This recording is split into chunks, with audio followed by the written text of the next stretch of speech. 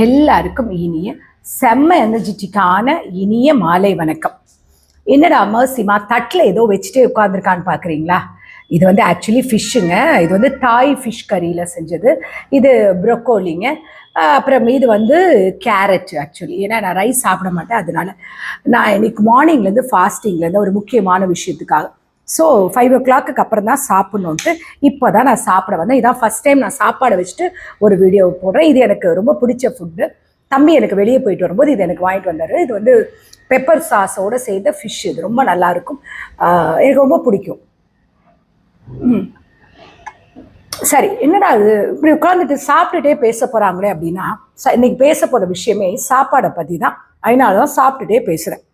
காலையிலேருந்து கம்ப்யூட்டர் முன்னாடி உட்காந்து வேலை செஞ்சுட்டு, வீட்டில் வேலை செஞ்சுட்டு வயிறு கொதன்னு பசிக்க ஆரம்பிச்சிச்சா, இந்த டைமில் நம்ம மைண்ட் என்ன தெரியுமா யோசிக்கும்?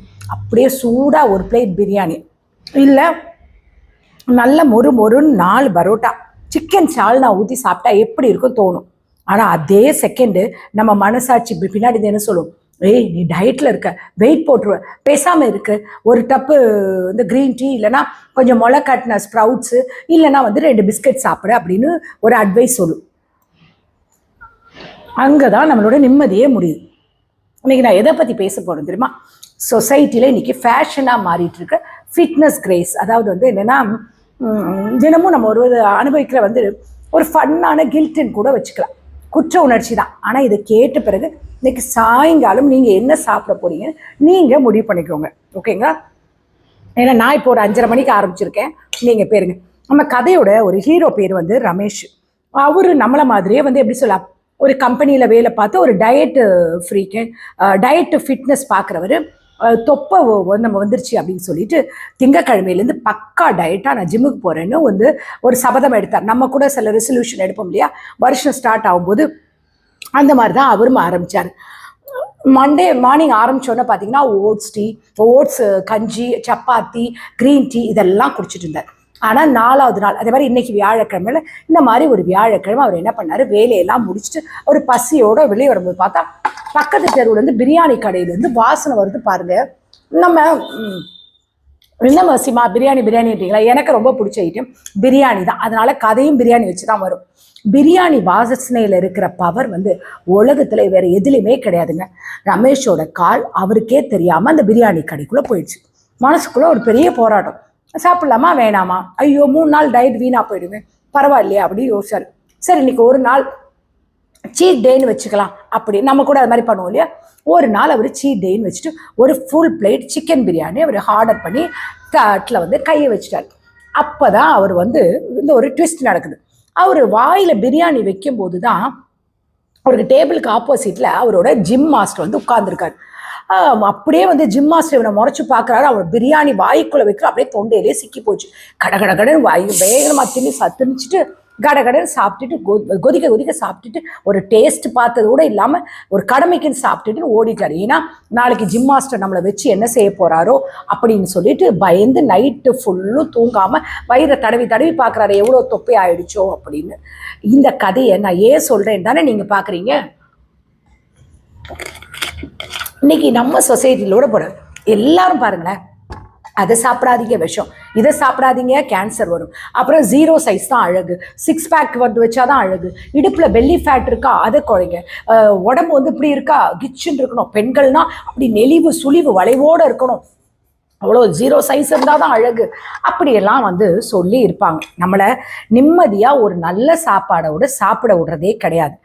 ஆனால் நானே டயட் இருக்கக்கூடாதுன்னு நினைப்பேன். ஆனால் இந்த எண்ணெயில் இந்த சீரியலில் வந்து மெர்சிமா உங்கள் முகம் குண்டாக தெரியுது, அது ஏன் இப்படி இருக்குது, உங்கள் கழுத்து பார்த்தீங்கன்னா வீங்கின மாதிரி இருக்குது, உங்கள் கையெல்லாம் பயங்கரமாக இருக்குது. பேசிக்காக எங்கள் வீட்டில் எல்லாரோட ஆர்ம்ஸும் ரொம்ப பெருசுங்க. ஆனால் இப்படி சொல்லியே நான் இன்னைக்கு ஆகிட்டேன், ஒரே ஒரு கப்பு கூழுக்குள்ளே போயிட்டேன்.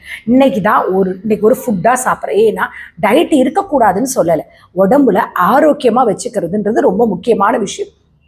ஆனால் ஒருவேளை ஆசைப்பட்டு ஒரு பிரியாணி ஒரு ஸ்வீட்டோ சாப்பிட்டா ஏன் அது வந்து ஒரு கில்ட்டோடு சாப்பிடணும்? சாப்பிட்ற அந்த ஒரு 10 நிமிஷம் கூட அந்த பிரியாணியை ருசிச்சு ஆஹா என்ன டேஸ்ட் அப்படி சந்தோஷமாக சாப்பிட்டு பாருங்களேன். அதை விட்டுட்டு வாயில் பிரியாணி வச்சுட்டு ஐயோ கேலரிஸ் ஏறிடுமோ, ஐயோ ஃபேட்டு கூடிடுமோ அப்படி நீங்கள் நினச்சிங்கன்னு வச்சுக்கோங்களேன். அப்படி நீங்கள் சாப்பிட்ற சாப்பாடு உடம்புல எப்படி ஒட்டும்? இன்றைக்கி நம்ம மனசில் எதையுமே ரசித்து சாப்பிட்டு வாழ்கிறது. சாப்பிட்ற சாப்பாட்டை கூட கவலையை மிக்ஸ் பண்ணி தான் சாப்பிட்டுட்ருக்கோம். வாழ்க்கைன்றது ரொம்ப சின்னதுங்க. நம்ம வாழ்கிறதே எதுக்கு தெரியுமா? நிம்மதியாக 4 வேளை சாப்பிடணும். ஹெல்த்தியாக சாப்பிடுங்க, தப்பு கிடையாது. ஹெல்த்தியாக இருங்க, அதுவும் தப்பு கிடையாது. ஆனால் என்னைக்காவது ஒரு நாள் உங்களுக்கு பிடிச்சதை சாப்பிடும்போது அந்த கவலை, பயம் எல்லாத்தையும் மூட்டை கட்டி தூரம் வச்சுட்டு மனசார ரசித்து சாப்பிடுங்க. அன்றைக்கி ஒரு நாள் நீங்கள் சந்தோஷமாக சாப்பிட்ற சாப்பாடு உங்கள் உடம்புக்கு ஒன்றுமே கெடுதல் செய்யாதுங்க. உங்கள் மனசுக்கு ஒரு நிம்மதி தான் கொடுக்கும். இந்த வீடியோ முடிஞ்ச உடனே டயட்டு, கேலரி எல்லாத்தையும் தூக்கி தூரம் வச்சுட்டு உங்களுக்கு என்ன பிடிக்குமோ, பானிபூரி சாப்பிடணும் போல இருக்கா, பஜ்ஜி சாப்பிடணும் போல இருக்கா, போண்டா சாப்பிடணுமா, இல்லை மட்டன் சமோசா சாப்பிடணுமா? மெஜஸ்டிக் சென்னையில் ஒரு ஹோட்டல் இருக்குங்க, அதில் மட்டன் சமோசா சூப்பராக இருக்கும். எதை சாப்பிட்டாலும் இல்லை, ரசித்து ருசித்து ஈவினிங்கை ஹாப்பியாக கொண்டாடுங்க. இந்த வீடியோ உங்களுக்கு ஒரு மைண்டு ரிலாக்ஸ் பண்ணிச்சுன்னா அப்படி ரசிச்சுக்கிட்டே இந்த வீடியோ பார்த்துட்டு, சிலர் நம்ம வீட்டில் ரொம்ப டயட்டாக இருப்பாங்கள்ல, அவங்கக்கிட்ட இந்த வீடியோவை ஷேர் பண்ணுங்கள். நான் பாருங்கள், எனக்கு பிடிச்ச இந்த ஃபுட்டை சாப்பிட போகிறேன். அது வரைக்கும் ஹீட் ஹாப்பி, ஸ்டே ஹெல்த்தி. ஓகேயா? நான் அது வரைக்கும் உங்களுடைய வாழ்க்கை உங்கள் கையில் தான். ஸோ நீங்கள் சந்தோஷமாக சாப்பிடுங்க. எல்லா விஷயத்துலையும் சந்தோஷத்தை பாருங்கள். நெகட்டிவிட்டியெல்லாம் தூக்கி போடுங்க, பாசிட்டிவாக இருங்க. ஸோ இப்போ இந்த ஈவினிங் காஃபி டைம்லேயே நைட்டோட டின்னர் என்னென்னு டிசைட் பண்ணிடுங்க. சுட சுட பிரியாணியா, இல்லை வழக்கம் போல் ஒரு வாழைப்பழம், இல்லை அப்படி ஏதாவது உட்கார போகிறீங்களா? உங்கள் கையில் தான் இருக்குது. நான் சாப்பிட போகிறேன்ப்பா, எனக்கு பசி வந்துடுச்சு, ஏன்னா மணி 5:45, நான் சாப்பிட்டே ஆகணும். ஓகே, பாய்.